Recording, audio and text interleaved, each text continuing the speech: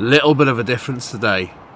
We're in North Wales, up in the hills, surrounded by forest, no cars, no roads, no people, no buildings, apart from our camper van and a 200-year-old cottage. So we've lit the fire, which I can feel burning my elbow, and we're going to have some Yorkshire Craft Butchery ex-dairy ribeyes. So these are nice little half kilo but really thick, fat, well marbled bits of dry aged beautifulness.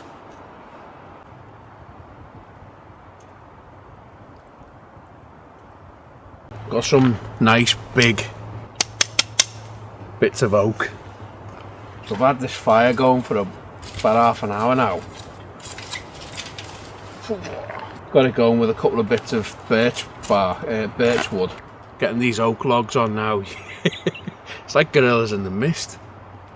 But then we've got embers this side to cook the steak on, and then we'll just transfer it over as these start to burn down.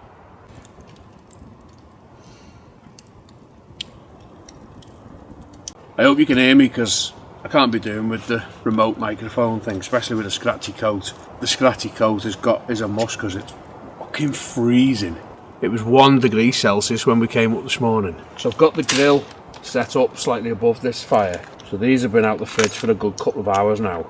And granted, they're not exactly going to be room temperature because it's Baltic. But bring your steak up to temperature, up to room temperature if you like. And we're just going to get a bit of warmth into these. Oh, look at that.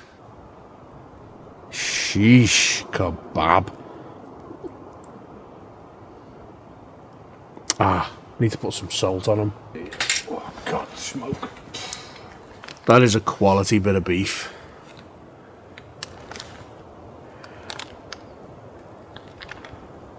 So we go with the old Killer Hogs Texas brisket rub. Give them a little dusting. Yeah. So the idea here is I've got my live fire on that end and the embers on this end, but it's fairly cool here. I can keep my hand there for a while.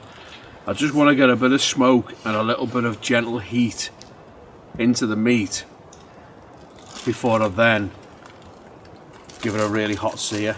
God, that smells so good.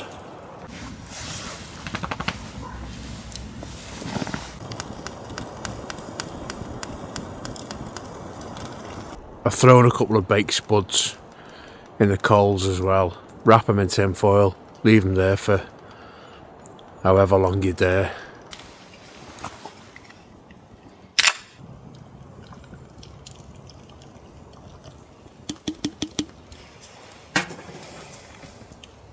Cheers. I can see snow-capped mountains in the distance here. I'm drinking beer at probably close to 0 degrees.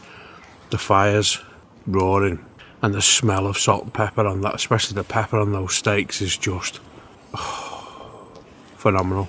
So what I'm doing here now, well, I've already told you what I'm doing. I'm getting a bit of heat and a bit of smoke into the steak, but when I do it over fire I like to do it slowly. So when you've got a lid over this, it's quite easy to control the temperature and get some heat into the steak. But when you've got outside temperatures of close to 0, you've got wind, which right now the wind's died down luckily, but I've just got a little bit of embers underneath the steak, but then I've got live fire here, so the smoke is constantly drafting towards this steak when the wind decides to be in the right direction, that is. And then as this starts to break down, just put a little bit more heat closer to the steak or even underneath it, and the spuds to this side. Now this is brand new to me, this table with the fire in the centre, and I'd like a little bit more control over getting the coals moved around, because this grill just makes it a little bit tricky to turn my spuds and control my logs and what have you. But it's a cool bit of kit, so I don't mind it being a bit of a faff. Get this one away a little bit. Bring it back.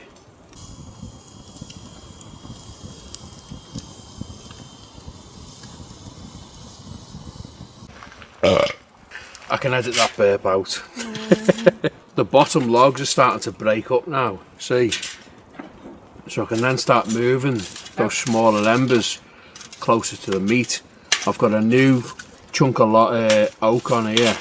It's just about, I'm no expert over fire, I just enjoy doing it.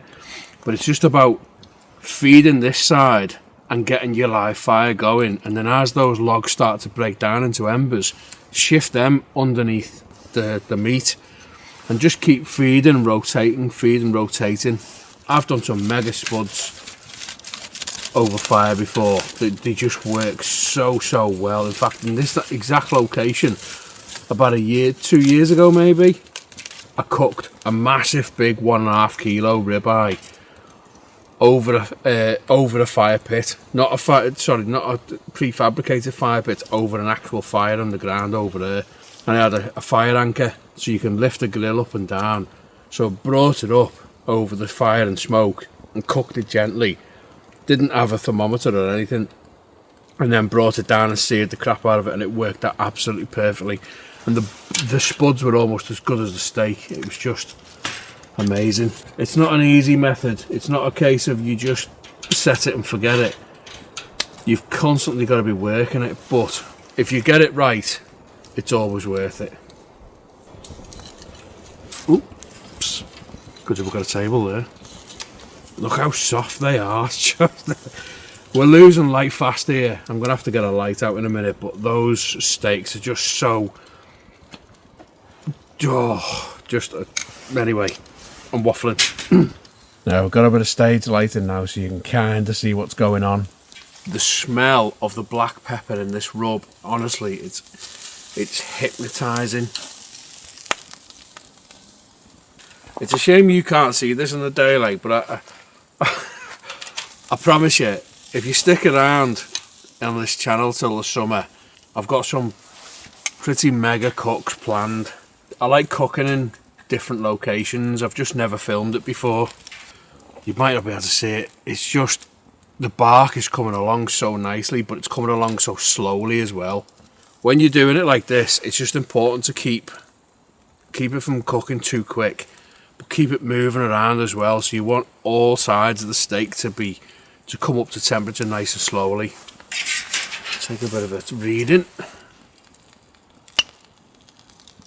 Got 45, 48. So we're not too far off. Remember, keep feeding it. A tiny little split here. Just need a little top up. Here's the wind. Now that it's pitch black and the light is absolutely awful, we're going to give these a sear, baby.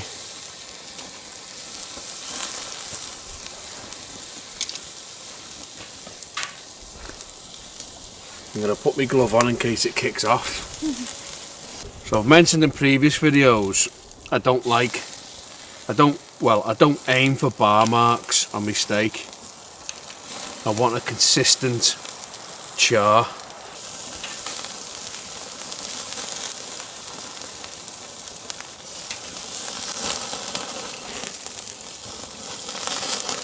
Don't forget the edges, kids. It's a lot easier cooking one big steak because you can just take control of that one, whereas this one,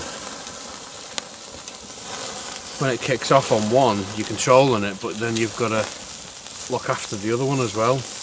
You're just getting that Maillard reaction on the outside. Nice bark. That's where all your flavour's going to come from. So this is cooked over oak, so it's nice and hot. You can always move it away from this heat if it does really kick off. These are starting to fall apart as well, because I find that when you cook them really slow, the fat just tends to render absolutely perfectly, which you can't disagree with. Sorry, I've had a few beers. Sorry. And the wife's laughing at me. He's pissed.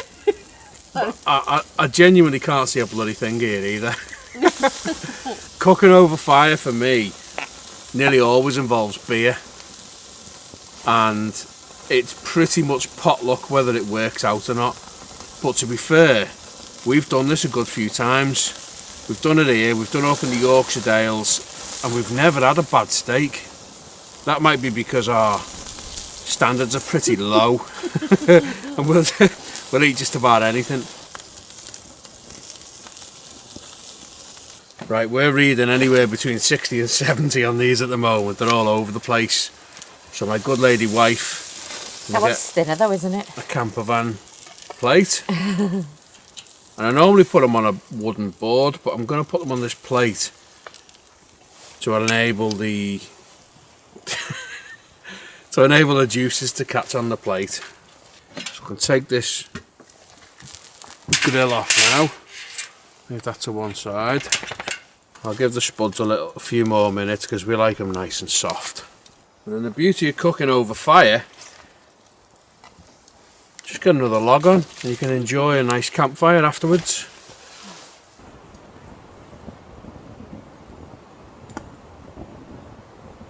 So what we have here, my little meat freaks, is 2 well rested ribeyes, chopping board, and I forgot to bring my big knife, so I've got these little folding Victorinox knives.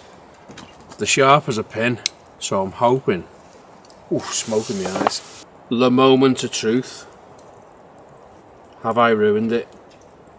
Oh my god, the heat off that. Such a professional video this. Right, okay. We have slightly overcooked it. Oh my god, this knife's amazing.